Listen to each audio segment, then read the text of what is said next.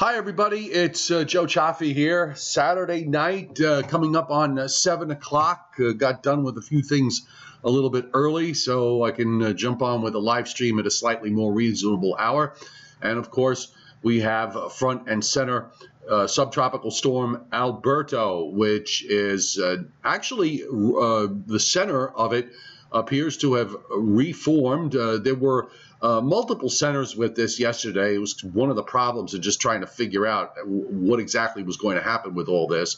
And if you look on the visible satellite loop off to the left, when we get into the dayside pictures, a new center has formed in the southeastern Gulf of Mexico. The Hurricane Center made this apparent this afternoon, earlier this afternoon, in one of their discussions, and we are going to watch that now. That looks to be the primary center. In the meantime, you can see that all the action still remains east of the center. This has still got that subtropical look to it, the sprawling.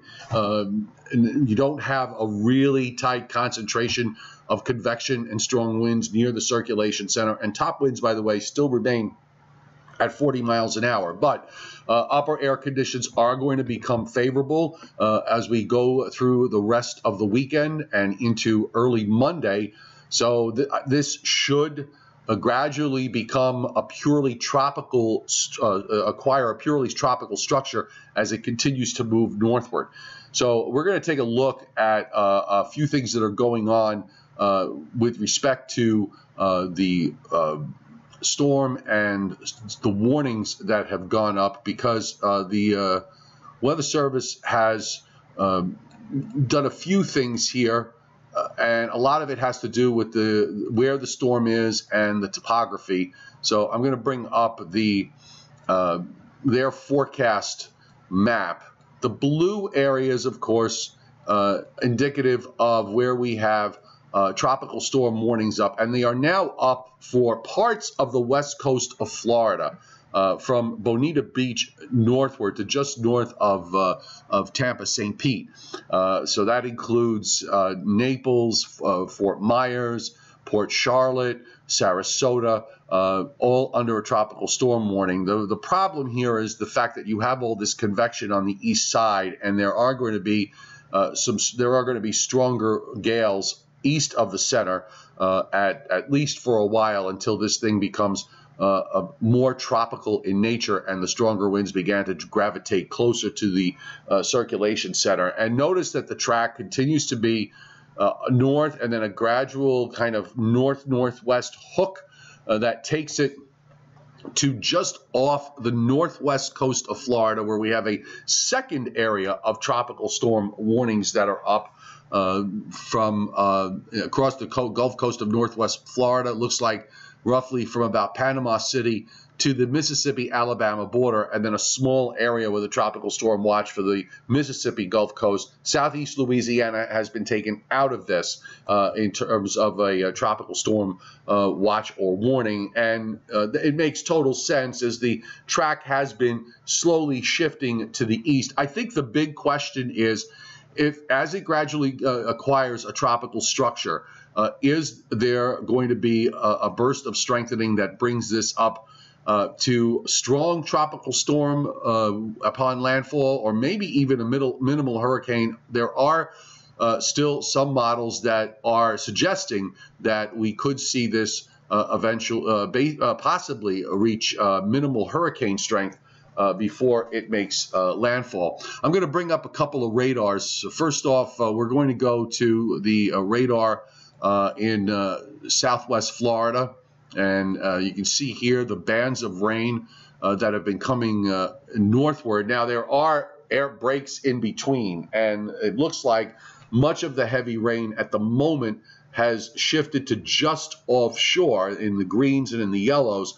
So you do have some lighter rains along coastal areas, but there have been some on and off rains here going on pretty much all day long. I'm going to jump to the Tampa St. Pete radar a little bit further to the north. So give me 1 second here, and I'll switch to that.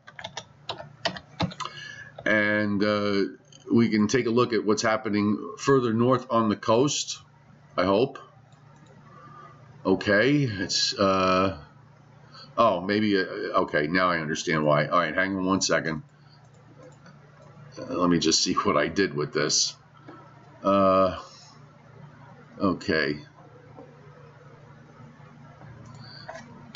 All right. And this should hopefully bring up the Tampa St. Pete radar. There we go. And we have some rain, some heavy rain right now. It looks like it's just moving out of the Port Charlotte area. Also some heavier rains, some rain, steadier rain showing up along the East Coast as well. And it looks like right along I-4, there are some very heavy squalls have just moved through. Let me say one thing right now. It is 3 minutes after 7 Eastern time. So if you are watching this later this evening on a replay, please check your local National Weather Service office to look at the latest radars, because obviously this will be changing as we go through the night.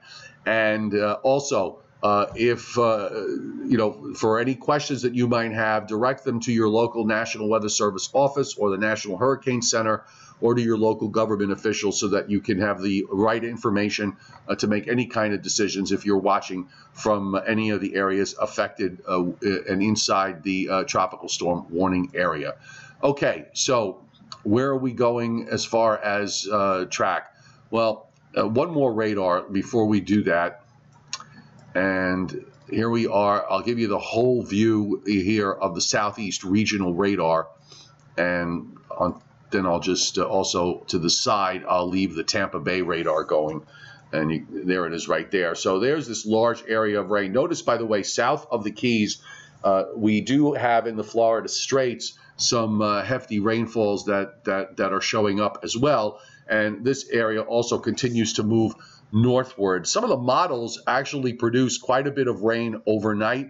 I think that's an important thing to pay attention to. The rainfall may wind up spreading over a good portion of the state overnight into the afternoon on Sunday. So let's look at what the GFS is doing here for. This is for Sunday morning. And at this point, at least if the GFS is not alone in this, by the way, a lot of the models starting to look, giving it more of that tropical look, and you start to see that the GFS has got that core, a core of convection developing right near the center, what it sees as the center of circulation, which, by the way, I can tell you that the L on that is printed at 26.02 north and 86.11 west. If you're plotting latitude and longitude, that's where the GFS has this tomorrow morning. And still seeing some heavy rains over Florida at this point. So that is important to recognize that we are going to see some heavy rains going on at that particular juncture.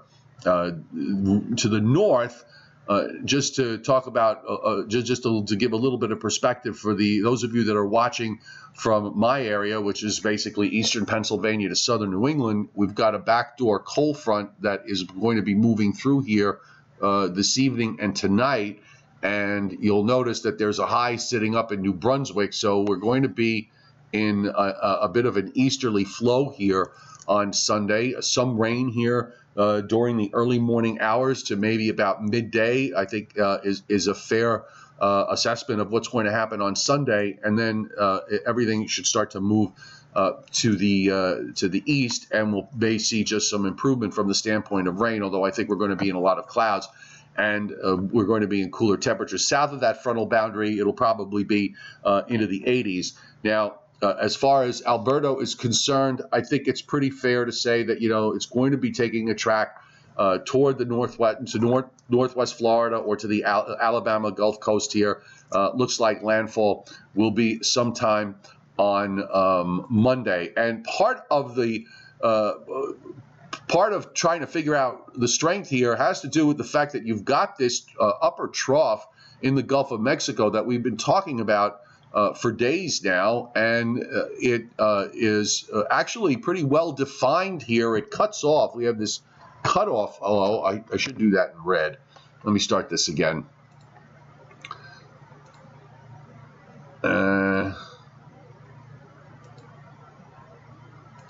Okay, and let's try that one more time. Okay, so you've got this upper low that is going to be cutting off in the northern Gulf. Oh God, I'm really bad today. In the northern Gulf of Mexico, right in there, and that is going to create a low wind shear environment for the surface low to feed off of, and it's from this. It's almost like, you know, it's getting a little bit of baroclinic energy, energy the way, you know, winter storms intensify sometimes to some degree. You're going to see that reflected here with this particular system. You've got a ridge on either side that continues. One back in Texas, the other one off the southeast coast of the United States. You know, we still have this separate northern jet that is keeping the Northeast and the Mid-Atlantic states out of this as far as having impact. And in fact, you know, very interesting here that this this ridge builds strong enough. You get a bit of an upper high that forms in northern Illinois, southern Wisconsin. So you can see how that trough just is basically capped in there and has no real way there's no real way for this to get out of the way. We have to see a bit of a breakdown in the overall pattern, and I think it's coming as we go into next week. So I'll just push up the upper air as we come along into, I'm going to jump to Wednesday and bring it up here on the board. Just be patient with me, folks. Just give me 1 second. And here we go. So we'll bring up Wednesday's upper air.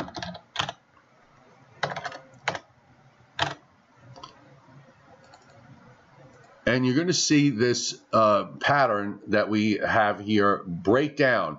And that is going to pick up the upper low and the system, the reflection of Alberto, and start to take it northward and northeastward. There is a trough that is coming in to the northern plains. You also have a ridge that builds along the east coast with a very deep trough off the Canadian Maritimes. It's just on the edge of the map here. So this is going to be at least more conducive to getting this thing out of the way as it lifts up northward. The big ridge will probably keep the east protected from any rain through at least Wednesday until late this week, when that trough in the in the plains begins to sweep eastward. And by that time, I think most of the tropical moisture will have been absorbed by whatever weather system is coming to the east for later next week. So you know, it's a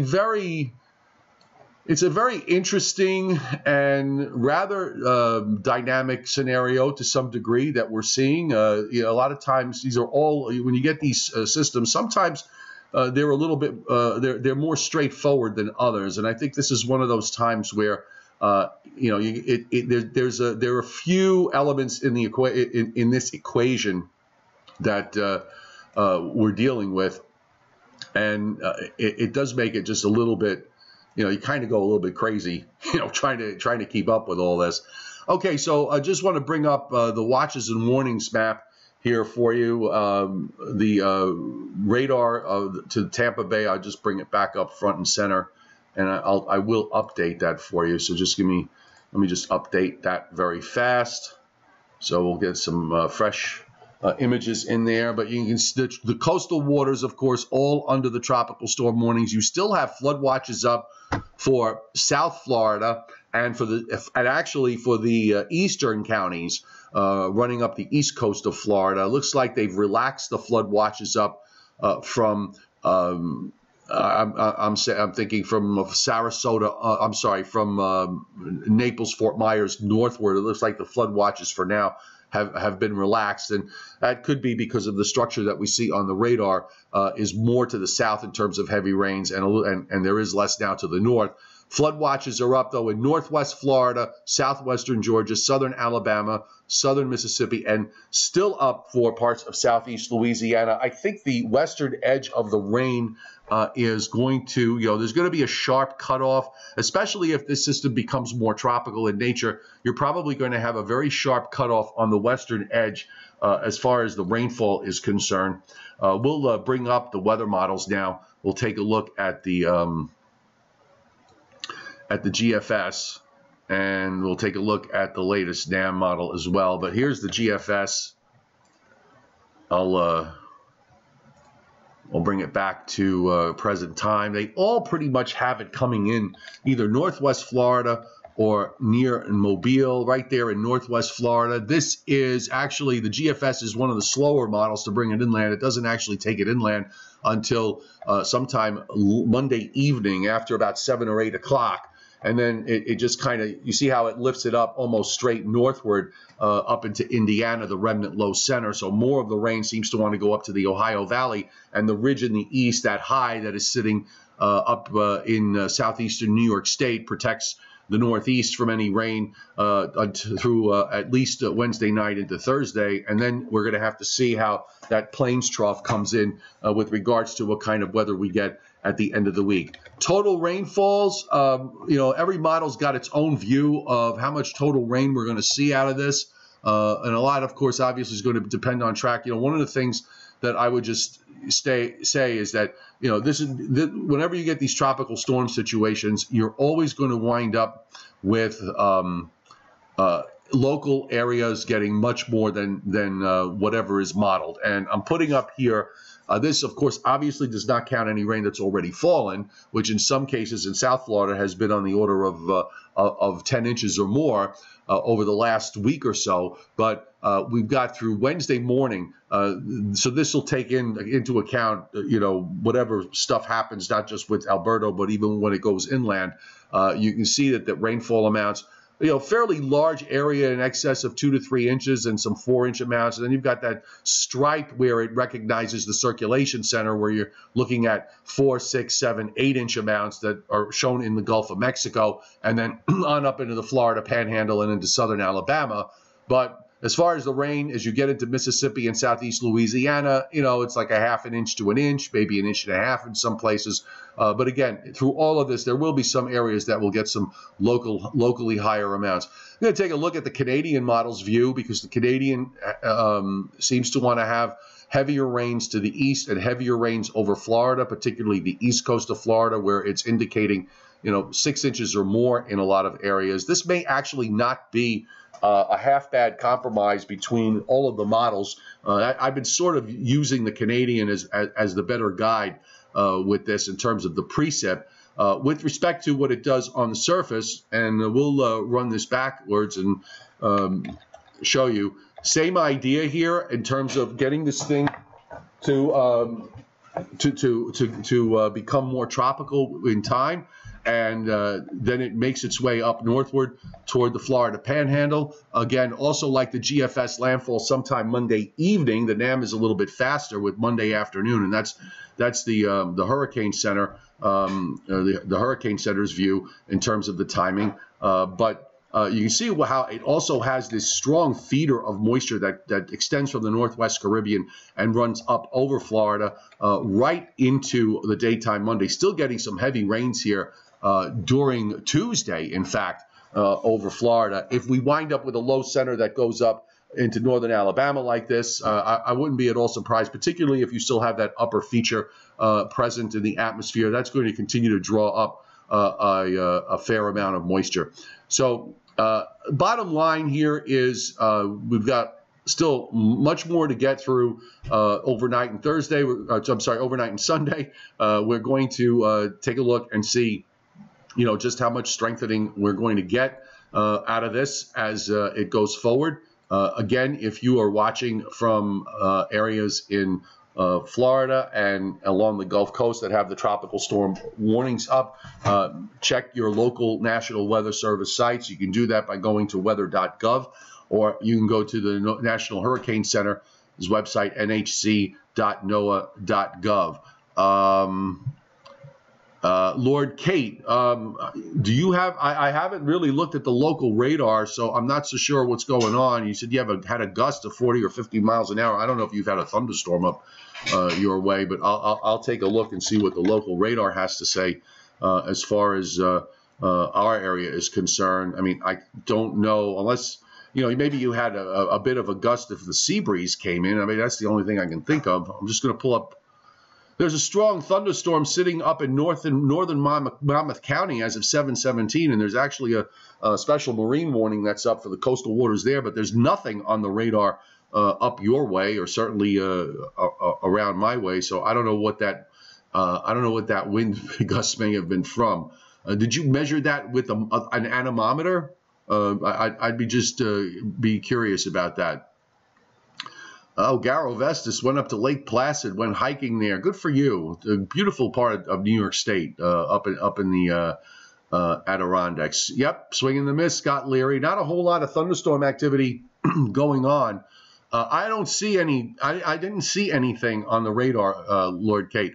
Chris Alley, good to see you. Yep, great day, summery day here. This was our summer day, the one beach day that we were going to have here before we start to turn cooler and cloudier with some passing showers Sunday into Monday. And by the way, for my area, I'm thinking that there will be some passing showers to deal with over the next 2 days, but I don't think this is going to be a total washout for Sunday and Monday. I think you're going to have some dry stretches, especially on Monday, even though sky conditions will probably feature a lot of clouds.